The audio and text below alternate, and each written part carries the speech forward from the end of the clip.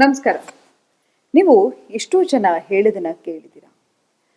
ನನ್ನ ಹತ್ರನೂ ಎಷ್ಟೋ ಜನ ಬಂದು ಹೇಳ್ತಾರೆ, ಮೇಡಮ್ ನನಗೆ ನನ್ನ ಲೈಫಲ್ಲಿ ನನ್ನನ್ನು ಯಾರೂ ಪ್ರೀತಿಸೋರೇ ಇಲ್ಲ, ನನಗಾಗಿ ಯಾರೂ ಏನು ಮಾಡೋರೇ ಇಲ್ಲ, ನನಗೆ ಮರ್ಯಾದೆ ಕೊಡ್ತಾ ಇಲ್ಲ ಜನ, ಅಥವಾ ಈ ಪ್ರೀತಿ ಅನ್ನೋದೇ ಸುಳ್ಳು ಮೇಡಮ್, ಆ ಥರ ನಿಜವಾಗ್ಲೂ ಪ್ರೀತಿ ಅನ್ನೋದು ಯಾರೂ ಮಾಡಲಿಕ್ಕೆ ಸಾಧ್ಯ ಇಲ್ಲ ಅಂತ.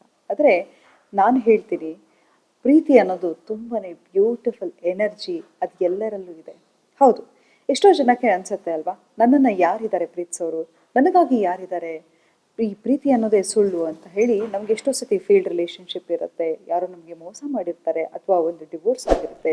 ಹೀಗೆ ಹಲವಾರು ಮತ್ತೊಂದು ಕಾರಣಕ್ಕೆ ನಮಗೆ ಪ್ರೀತಿ ಮೇಲೆ ನಂಬಿಕೆ ಹೋಗ್ಬಿಟ್ಟಿರುತ್ತೆ. ಆದರೆ ನಿಮ್ಗೆ ಅನ್ಸಲ್ವಾ, ಪ್ರತಿಯೊಂದು ಪ್ರೀತಿ ಎಂಬ ಎನರ್ಜಿಯಲ್ಲೇ ಎಲ್ಲವೂ ಇದೆ ಅಂತ. ಪ್ರೀತಿ ನನ್ನಲ್ಲಿದೆ, ಪ್ರೀತಿ ನಿಮ್ಮಲ್ಲಿದೆ, ಪ್ರತಿಯೊಂದು ವಸ್ತು ನೇಚರಲ್ಲೂ ಕೂಡ ಪ್ರೀತಿ ಇದೆ ಅಲ್ವಾ. ದ ಲಾ ಆಫ್ ಯೂನಿವರ್ಸೇ ಲವ್ ಅನ್ನೋ ವೈಬ್ರೇಷನಲ್ಲಿ ಆಪ್ರೇಟ್ ಆಗುತ್ತೆ. ಆದರೆ ಯಾಕೆ ಈ ಪ್ರೀತಿ, ಯಾಕೆ ನಮಗೆ ಸರಿಯಾದ ಪ್ರೀತಿ ಸಿಗ್ತಾ ಇಲ್ಲ, ಹೇಗೆ ಈ ಪ್ರೀತಿಯನ್ನು ಮ್ಯಾನಿಫೆಸ್ಟ್ ಮಾಡೋದು ಅನ್ನೋದ್ರ ಬಗ್ಗೆ ಇವತ್ತಿನ ಸಂಚಿಕೆಯಲ್ಲಿ ಹೇಳ್ತಾ ಹೋಗ್ತೀನಿ. ಮೊದಲನೇದಾಗಿ, ನಿಮಗೆ ನೀವು ಐ ಲವ್ ಯು ಅಂತ ಹೇಳ್ಕೊಂಡು ಎಷ್ಟು ದಿನ ಆಯಿತು ಅಲ್ವಾ? ಎಷ್ಟೋ ಸುಮಾರು ದಿನಗಳಾಯಿತು ಅಲ್ವಾ? ನಾವು ನಮ್ಮನ್ನು ಹೇಗೆ ನೋಡ್ಕೋತೀವೋ ಅದು ವೈಬ್ರೇಷನ್ ಆಗುತ್ತೆ. ಪ್ರತಿಯೊಂದಕ್ಕೂ ಅದರದ್ದೇ ಆದ ಎನರ್ಜಿ ಇರುತ್ತೆ. ನಿಮಗೆ ನೀವು ಏನನ್ನ ಅನ್ಕೋತೀರಾ, ಎಕ್ಸಾಂಪಲು, ನೀವೊಂದು ಸ್ವಲ್ಪ ದಿನ ಅನ್ಕೋತಾ ಹೋಗಿ, ನಾನೊಬ್ಬ ಮುಟ್ಟಾಳ, ನನಗೇನು ಮಾಡೋಕ್ಕಾಗಲ್ಲ ಅಂತ, ಆ ಇನ್ನರ್ ವಾಯ್ಸಿಂದ ಎದುರುಗಡೆ ಇರೋರ್ಗೂ ನೀವು ಫೂಲ್ ಥರ ಕಾಣಿಸ್ತಾ ಹೋಗ್ತೀರಾ. ಅದ್ರ ಬದಲಾಗಿ I am very lovable, I have magnetic energy, I am irresistible ಅಂತ ಈ ಅಫರ್ಮೇಷನ್ಸನ್ನು ದಿನ ಕನ್ನಡಿ ಮುಂದೆ ಹೇಳ್ಕೊತಾ ಹೋಗಿ. ನಿಮ್ಮನ್ನು ನೋಡಿದ ಕೂಡಲೇ ಎಲ್ಲರಿಗೂ ಪ್ರೀತಿ ಮಾಡಬೇಕು ಅನಿಸುತ್ತೆ. ನಿಮ್ಮಲ್ಲಿ ಒಂದು ಆ ಮ್ಯಾಗ್ನೆಟಿಕ್ ಆರಾ ಬರುತ್ತೆ, ಅಥವಾ ಎನರ್ಜಿ ಬರುತ್ತೆ. ಬೇಕಾದರೆ ನೀವೇ ಒಂದು ಸಿಂಪಲ್ ಅಫರ್ಮೇಷನನ್ನು ಕೊಡ್ತೀರಿ, ಅದನ್ನು ಹೇಳ್ಕೊಂಡು ನೋಡಿ. I am more than enough, I am lovable, I have this magnetic energy ಅಂತ.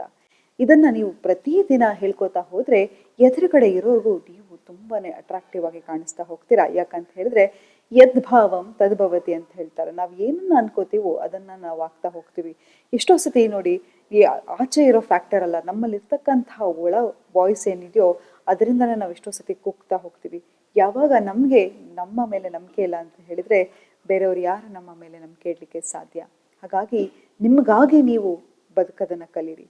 ನೋಡಿ, ಯಾರೋ ಹೇಳ್ತಾರೆ, ಈಗ ಒಂದು ಡಿಸ್ಫಂಕ್ಷನಲ್ ರಿಲೇಷನ್ಶಿಪ್ಪಲ್ಲಿ ಇರ್ತಾರೆ, ಅಥವಾ ಯಾವುದೋ ಒಂದು ತುಂಬಾ ಕಷ್ಟ ಆಗ್ತಾ ಇರುತ್ತೆ, ಆ ಸಂಬಂಧದಲ್ಲಿ ಸಮಾಜಕ್ಕೋಸ್ಕರ ಇರ್ತೀರಾ, ಕೊನೆಗೆ ನಿಮ್ಮ ಮಾನಸಿಕವಾಗಿ ಎಷ್ಟೋ ಕುಗ್ಬಿಟ್ಟಿರ್ತೀರಾ. ಆದರೆ ಒಂದು ನಿಜ ಹೇಳಿ, ಯಾವ ಸಮಾಜ ಬಂದಾಗುತ್ತೆ, ನಮಗೆ ಹೊಟ್ಟೆ ಹಸ್ತಿದೆ ಅಂತ ಹೇಳಿದರೆ ಯಾರಾದರೂ ಬಂದು ಮಾತಾಡೋರು ನಮಗೆ ಅನ್ನ ಹಾಕ್ತಾರ? ಅಥವಾ ನಿಮ್ಮ ಮಕ್ಕಳಿಗೆ ಕಷ್ಟ ಇದೆ ಅಂತ ಹೇಳಿದ್ರೆ ಒಂದು ವಾರ ನೋಡ್ಕೊಳ್ಳಿ ಅಂತ ಹೇಳಿದ್ರೆ ನೋಡ್ಕೋತಾರ? ನಿಮ್ಮ ತಂದೆ ತಾಯಿಯನ್ನು ನೋಡ್ಕೋತಾರ? ಯಾರೂ ನೋಡ್ಕೊಳ್ಳಲ್ಲ. ಹಾಗಾಗಿ ಈ ಸಮಾಜಕ್ಕೆ, ಅವ್ರಿಗೆ ಇವ್ರಿಗೆ ಹೆದರೋದು ಬಿಟ್ಟು ನಿಮ್ಮ ಧ್ವನಿಯನ್ನು ನೀವೆತ್ತಿ, ನಿಮಗಾಗಿ ನೀವು ಬದುಕೋದನ್ನು ಕಲೀರಿ. ನಂತರ ಎಲ್ಲವೂ ಸಮಾಜ ಗೌರವಿಸ್ತಾ ಹೋಗುತ್ತೆ. ಯಾವಾಗ ನೀವು ಆ ಸ್ಥಾನದಲ್ಲಿ ಇರ್ತಿರೋ, ಸಮಾಜ ನೀವೇನು ಮಾಡಿದ್ರು ಅಕ್ಸೆಪ್ಟ್ ಮಾಡ್ತಾ ಹೋಗುತ್ತೆ. ಹಾಗಾಗಿ ಒಂದು ಸ್ಟ್ರಾಂಗ್ ಪರ್ಸನ್ ಆಗಿ ನೀವು ನಿಂತ್ಕೋಬೇಕು ಅಂತ ಹೇಳಿದ್ರೆ ನಿಮ್ಮ ಬಗ್ಗೆ ನಿಮಗೆ ಹೆಮ್ಮೆ ಇರಬೇಕು, ನಿಮ್ಮ ಬಗ್ಗೆ ನಿಮಗೆ ಹೆಚ್ಚಾದ ಆತ್ಮವಿಶ್ವಾಸ, ಆತ್ಮಸ್ಥೈರ್ಯ ಇರಬೇಕು. ನಿಮ್ಮ ಬಗ್ಗೆ ನೀವು ಸದಾ ಒಳ್ಳೆಯದನ್ನು ಹೇಳ್ಕೊತಾ ಇರಬೇಕು, ಒಳ್ಳೆಯದನ್ನು ಮಾಡ್ತಾ ಇರಬೇಕು. ನೋಡಿ, ಪ್ರತಿ ಒಂದು ಗಂಟೆಗೆ ನಿಮಗೆ ನೀವು ಕೇಳ್ಕೊಳ್ಳಿ, ನಾನು ಚೆನ್ನಾಗಿದ್ದೀನಾ, ನಾನು ನೆಮ್ಮದಿಯಾಗಿದ್ದೀನಾ, ನನಗೇನಾದರೂ ಒಂಥರ ಯಾವುದಾದ್ರೂ ಬಾಧೆ ಇದೆಯಾ, ಇದೆಲ್ಲವನ್ನು ನಿಮಗೆ ನೀವು ಪ್ರೊಸೆಸ್ ಮಾಡ್ಕೋತಾ ಹೋಗಬೇಕು. ನನಗೆ ಬೇಜಾರಾದಾಗ ನಾನು ಹೇಗೆ ರಿಯಾಕ್ಟ್ ಮಾಡಬೇಕು, ಖುಷಿ ಆದಾಗ ಹೇಗಿರಬೇಕು, ಎಲ್ಲವನ್ನು ನಿಮಗೆ ನೀವು ಹೇಳ್ಕೊಡ್ತಾ ಹೋಗಬೇಕು. ಯಾಕಂತ ಹೇಳಿದ್ರೆ ಯಾವಾಗ ನಿಮ್ಮ ಎಮೋಷನ್ಸನ್ನು ನೀವು ಪ್ರೊಸೆಸ್ ಮಾಡದೆ ಹೋಗ್ತಿರೋ ಆಗ ನೀವು ಡಿಪ್ರೆಷನಿಗೆ ಒಳಗಾಗ್ತಾ ಹೋಗ್ತೀರಾ, ಆಂಗ್ಸೈಟಿಗೆ ಒಳಗಾಗ್ತಾ ಹೋಗ್ತೀರಾ. ಹಾಗಾಗಿ ಪ್ರತಿಯೊಂದು ನನಗೆ ಯಾತಕ್ಕೆ ಹೀಗಾಗ್ತಿದೆ, ಏನಕ್ಕೆ ಆಗ್ತಿದೆ ಅನ್ನೋ ಕನೆಕ್ಷನ್ ನಿಮ್ಮ ಜೊತೆ ನಿಮಗಿರಬೇಕು. ಯಾವಾಗ ನಿಮ್ಗೆ ಆ ಡಿಸ್ಕನೆಕ್ಷನ್ ಇರುತ್ತೋ ನಿಮ್ಮ ಮೇಲೆ ನಿಮಗೆ ಸಮಾಧಾನ ಇರಲ್ಲ, ಅಸಮಾಧಾನ ಕಾಡ್ತಾ ಇರುತ್ತೆ, ನಿಮ್ಮ ಬಗ್ಗೆ ನಿಮಗೆ ಹೆಮ್ಮೆ ಇರಲ್ಲ. ಸೊ ಹಾಗಾಗಿ ಆ ಕನೆಕ್ಷನನ್ನು ಬೆಳೆಸ್ಕೊತಾ ಹೋಗಿ, ನಿಮ್ಮ ಮೇಲೆ ನಿಮಗೆ ನಂಬಿಕೆ ಇಟ್ಕೊಳ್ಳಿ, ನಿಮ್ಮನ್ನು ನೀವು ಪ್ರೀತಿಸ್ಕೊತಾ ಹೋಗಿ. ನೀವು ಯಾವಾಗ ನಿಮ್ಮ ಲೈಫಲ್ಲಿ ನಿಮ್ಮನ್ನು ನೀವು ಚೆನ್ನಾಗಿ ನೋಡ್ಕೋತೀರ, ಪ್ರೀತಿಸ್ಕೋತೀರ, ನಿಮ್ಮನ್ನು ನೀವು ಸೆಲ್ಫ್ ಲವ್ ಮಾಡಿಕೊಂಡಾಗ ನಿಮಗೆ ಖಂಡಿತವಾಗ್ಲೂ ನಿಷ್ಪಕ್ಷಪಾತವಾಗಿ ಪ್ರೀತಿ ಕೊಡೋ ವ್ಯಕ್ತಿ ಬಂದೇ ಬರ್ತಾನೆ ಅಥವಾ ಬಂದೇ ಬರ್ತಾಳೆ. ಇದಕ್ಕೆ ನಾನು ಗ್ಯಾರಂಟಿ ಅಂತ ಹೇಳ್ತಾ ಇವತ್ತಿನ ಸಂಚಿಕೆಯನ್ನು ನಾನು ಮುಕ್ತಾಯಗೊಳಿಸ್ತಿದ್ದೀನಿ. ಧನ್ಯವಾದಗಳು.